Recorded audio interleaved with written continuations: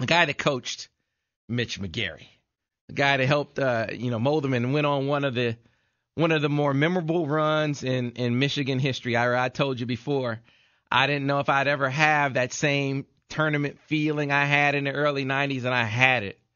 As we followed that team every step of the way, and guys that I had followed since their sophomore years at least, some longer than that in high school, and to see them go on that run was special. And the guy that led them on that run, Ira, is brought to you from our good friends over at Dexter Builders. They specialize in providing complete home improvement services from initial design through construction to final walkthroughs and inspections. They can handle the whole job or any part of the job. They are Dexter Builders, where our next guest has done a great job in his job, so good that ESPN called him one of the top 10 coaches in the country.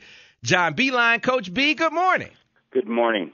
I'm glad you could join. Hear from you. You know, Coach, I read this profile, man, and they do a great job of lauding all of your accomplishments.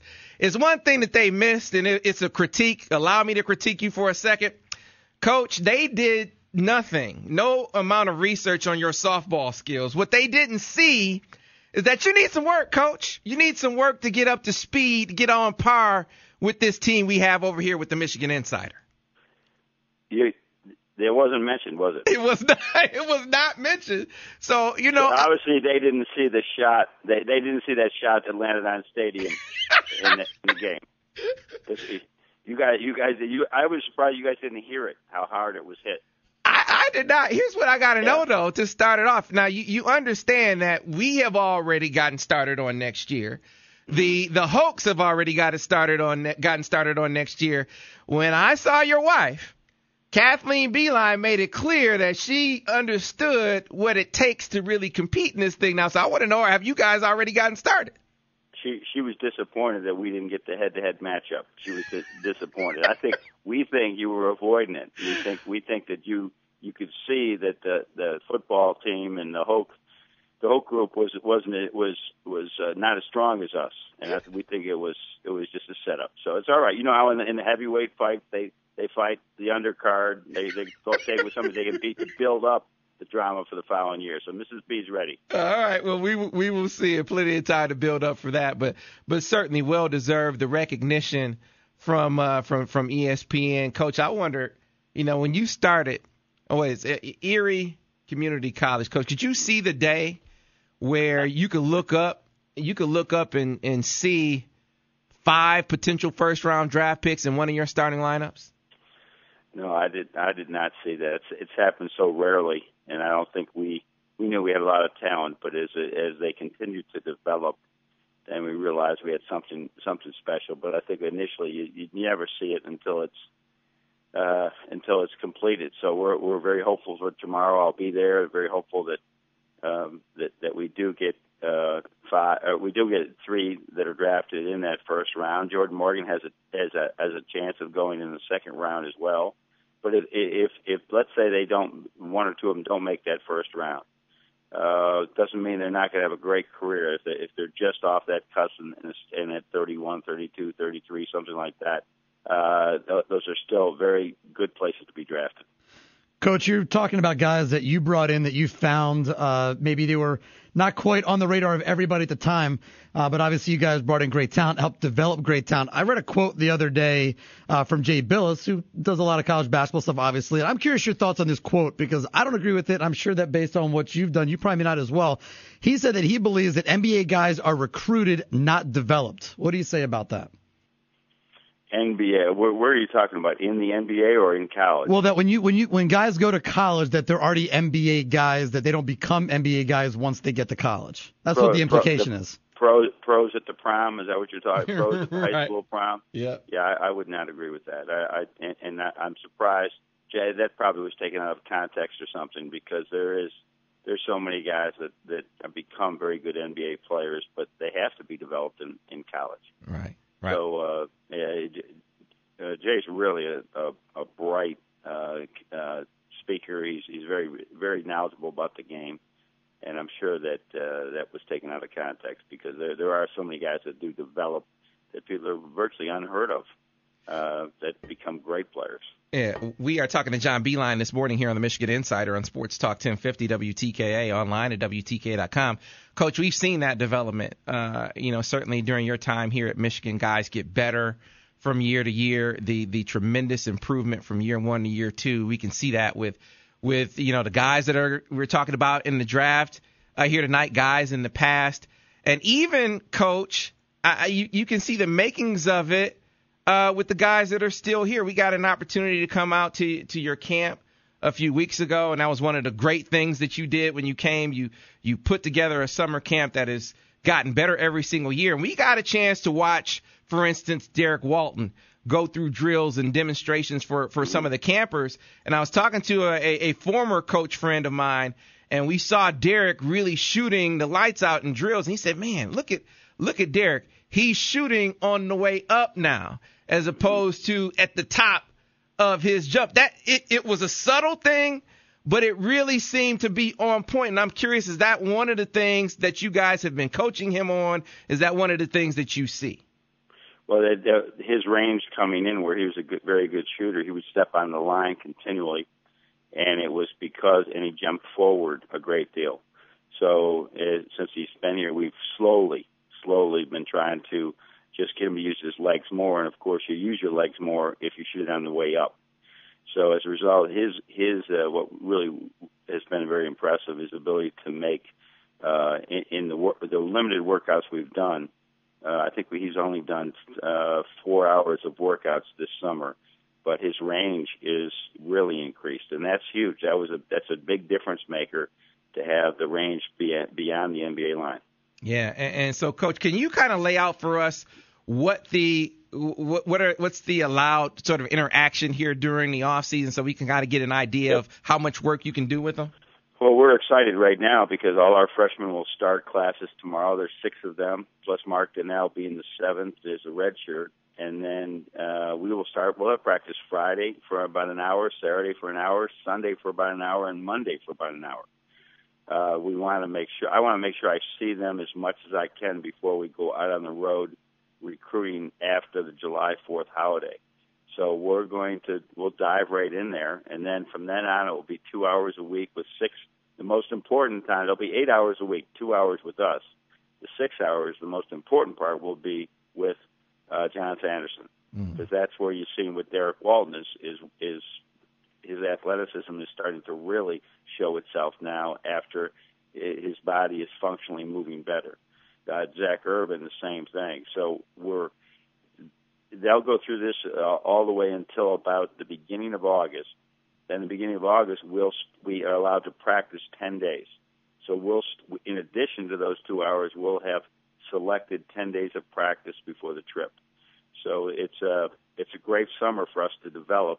Meanwhile, our freshmen are taking really have a heavy load for summer school in our summer programs at Michigan. So it's a busy summer for them. There's no question. Yeah, Coach, you get your chance to get your hands on those freshmen, and I'm curious.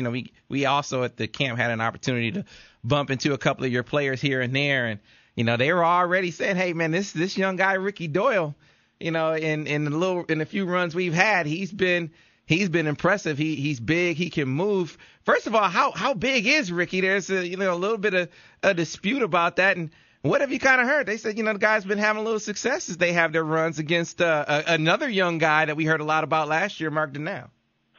Yeah, he's not as tall. He's not growing as far as his height. He's probably 6'9", and his dad is taller than him still, but he just turned 18 in May. So there still may be more growth in there, but what's really happened is that as we measured his vertical and his horizontal reach, that he turned out that, according to Jonathan Anderson, this is as long as we've ever had. Horford was long, Mitch McGary was long. He's longer or as long as anybody we've ever had, especially when he reaches up. So he's got that ability to play with length that we really like. So, yeah, those are the reports. I'm looking forward to. I don't believe in the reports until I get to see it firsthand. But we're looking forward to having him and Mark. And Mark's worked for a year to be in this point. So we're anxious to get them both and work at them, and they're very similar in their style. So that will allow us to do some things that are probably a little bit different sometimes. All right, we're talking to John Beilein. A couple minutes more here on the Michigan Insider Sports Talk 1050 WTKA, online at WTKA.com. A couple of updates, Coach. How's Karis doing? And then, I just talked about your camp. You have camps, throughout the summer. Just, how have camps been, and what are the opportunities that might still be out there for folks? I think this has been we've turned this into a positive with Karis, that he's such a gym rat, and he's been off his feet now for almost 2 months, and I think that's really good from a standpoint that he will just shoot all day long. And given the foot injury, it's good that gives his time for his feet really to just recover from a long season. And but we expect him to be back in a couple more weeks and be ready to go. So he's doing well. And then the camps, they all have different themes to it. We're in a shooting camp right now with 108. We limit it to 180 shooters, and we bring them in. And while they do play some games, we're just working on offense the whole time with this particular camp. We've had a father-son camp that was sold out. We had a practice camp that was sold out. We have a team camp coming in this weekend. It's going to be great, where I think there's 64 teams coming in. And then we still have Junior Wolverine camp, that is not sold out, will sell out, and our classic player development camp. So all of them, and we don't have dorms this summer because of the construction. So we're amazed that they're still selling out, and that they're on their own to find housing. So it's been it's good summer. We're halfway through the camps, and really proud of the way our staff has taught these young men. All right, well, Coach, certainly an exciting time for you. Going to be in I guess they call it the green room, the back room, as guys get ready to be drafted. And again, that's if things go like some projections say, Coach, you'll do something that hadn't been done here before. So unique territory. Well, it will be great, and I'll be watching. I'll be there with Nick at his table. I believe I'm sitting at his table, and then like I did last year when Trey got drafted and got pulled off, I just waited there at the table, waiting to see what would happen with Tim, and I'll do the same thing. And don't know how long it will last, but I'll be on all 60 picks, waiting for Jordan Morgan as well if he can slide in there. If not, Jordan will get a call like within minutes after the draft is over, and I'm sure he'll have opportunities to play in the summer league and prove himself again. So exciting day for all four of those young men. Well, Coach, I'll never be in a position ever to give you coaching advice, with this one exception. I'm going to give you a little softball coaching advice. Okay. You need to go out and recruit Pat Beilein. You got to get Pat Beilein on your team. I think you need a little Bakari Alexander on your team for some smack talk, Coach. No. See, no Bakari Alexander playing softball. I've seen it. It's not pretty. I will take Keisha, his wife, on the team before I take Bakari. And the last one, Coach, is you. I know you get very little vacation, but when you have that small span of time, man, get out there and take a few swings. You got to get that swing right if you're going to compete against us. You talking about softball swing? Yes. Now that's like riding a bike. Now, come on, just throw it up there. And now we're going full scale to put a team together for next year. So you better do the same thing. You better be going everywhere. You better, and you got to work your own game as well. All right. Well, hey, man. And by the way, this is going out to all of John Beilein's former team, all the wives, anyone that he might be recruiting. My doors are open. So if you want to go with the winning team, there's no penalty. There's no transfer penalty. No sitting out. You can come right over. That's exactly right. So guys like Greg Harden and Brian Townsend and guys that he might reach out to, come be on my team. I just want to throw it out there. I got you. All right, Coach. Thanks, Ted. Thanks for having me on. We'll talk to you. All right. That was John Beilein. And, he's going to be a coach. Game on? He's going to be, game. Come on, Ira. Game's always on. It's always on with us. It's all, when am I ever going to be able to give John Beilein some coaching advice? But, Ira, whose team won? And the winner can dole out a little advice. Technically, Maisie's team won because they won the fundraising. Well, but we were on their heels. Who won on the field? Oh, we won on the field. We won on the field. We still have no outs. Still no outs. And I'm telling you that for all those teams that lost, doors open. I already told all the football wives, hey, if you didn't like that beat down that you were treated to by being coached by Laura Hoke, come on down. Mrs. Funk and Mrs. Mallory and all the coaches' wives, come on down. We'll take you, Mrs. Ferrigno. Our doors are open. 8:46 on a Wednesday. Back on the other side here on the Michigan Insider on Sports Talk 1050 WTKA, the official voice of University of Michigan.